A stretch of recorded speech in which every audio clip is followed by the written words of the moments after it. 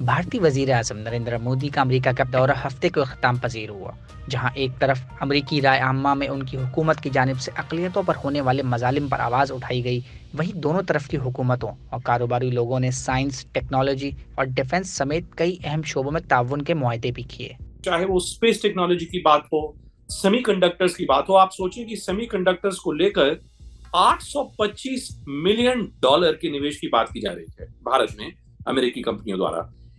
उसका अगर आप उसका वाकई उसका इम्पैक्ट अगर आप आंकें तो आप देखेंगे कि अगले करीबन 5 से 7 साल में करीबन 15,000 नई नौकरियां, बड़े पैमाने पर भारत की जीडीपी में इजाफा और बड़ी कंपनियां इस स्पेस में भारत में आएंगी।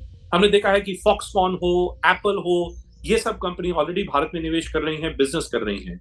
स्पेस टेक्नोलॉजी में लेकर, सेमीकंडक्टर्स को लेकर, क्लाइमेट एनर्जी को लेकर, ये जो 3 महत्वपूर्ण स्तंभ हैं, इन तीनों महत्वपूर्ण स्तंभों पर, तीनों महत्वपूर्ण बिंदुओं पर भारत और अमेरिका के बीच और ज्यादा बिजनेस और ज्यादा उद्योग को बढ़ावा देने की बात हो रही है। दोनों ममालिक के जो बायलैटरल ट्रेड है वो $191 बिलियन के लगभग है, उससे बल्कि थोड़ी सी ज़्यादा भी है। तो अव्वल तो ये कि इस किस्म के जो ताल्लुकात हैं वो डिफ़ाइन कर रहे हैं उनके मुस्तकबिल को। मैं ये भी कहूँगी कि इस दौरे में हमने देखा है कि जो जॉइंट स्टेटमेंट इशू हुआ है दोनों ममालिक के दरमियान, वो वाकई बहुत ही ब्रॉड रेंजिंग है, फार रीचिंग है। उस पर हर पहलू जो है उनके ताल्लुकात का वो कवर हुआ है, और उसमें डिफेंस डील्स की बात की गई है, टेक्नोलॉजी डील्स की बात की है।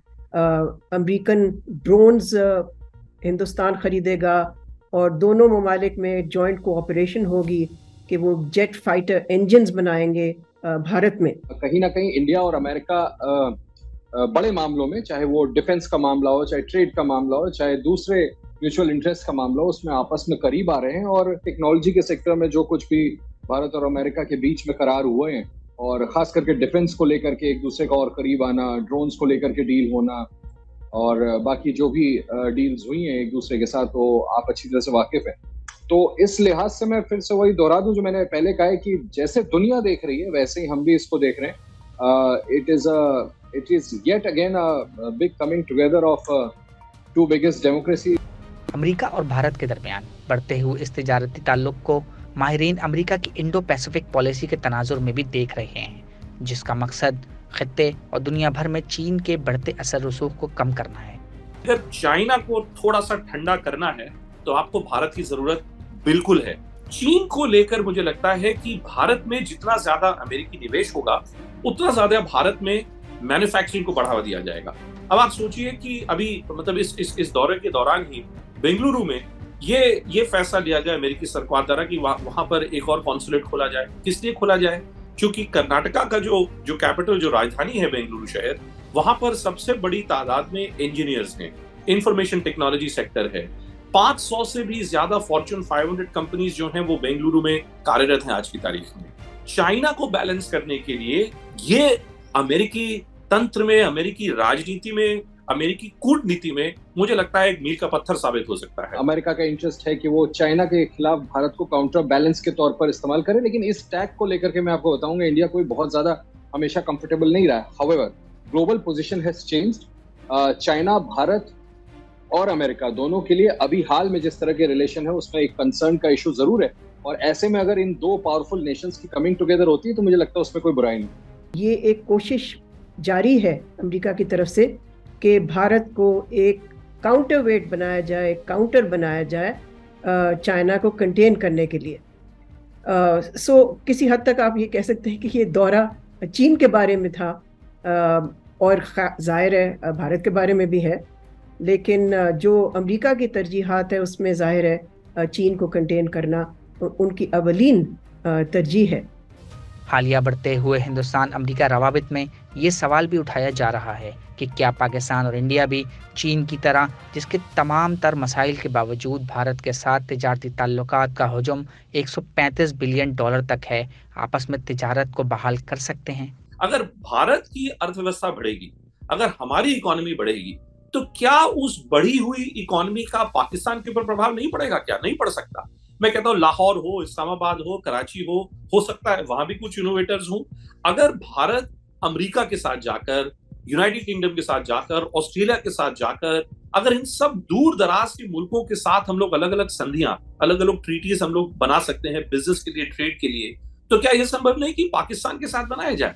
मुझे लगता है भारत का जो बढ़ता हुआ स्तर है उसका फायदा पाकिस्तान को नहीं मिलेगा। पाकिस्तान के साथ ऐसा लगा था कि बीच में दोबारा से चीजें सुधर सकती हैं, ट्रेड को लेकर के कुछ इनिशिएटिव्स आपकी तरफ से भी हुए थे, लेकिन उसके बाद प्राइम मिनिस्टर शहबाज शरीफ ने उसी दिन अपना पोजीशन बदल लिया था। बहरहाल उसके बाद भी यस, विंडो हमेशा रहता था, ऐसा लगता था मौसम बदलेगा, लेकिन मुझे लगता है कि हम और आप इस पर आर्ग्यू करके कुछ हासिल नहीं कर पाएंगे, क्योंकि we are not sitting in governance. हम सिर्फ ओपिनियन दे सकते हैं, और जो लोग गवर्नेंस में हैं उनमें clearly Bilawal Bhutto, I will only refer to his statement where he had said, जहां उन्होंने कहा था कि कुछ भी नहीं हो सकता, किसी भी तरह से इंडिया के साथ कोई रिलेशन एस्टैब्लिश नहीं हो सकता आप दोबारा से, जब तक कि इंडिया 370 को जो विड्रॉ किया गया था कश्मीर से उसको रिवर्स नहीं करता, और उसकी कोई गुंजाइश नहीं है, गवर्नमेंट ऑफ इंडिया ऐसा नहीं करने वाली है।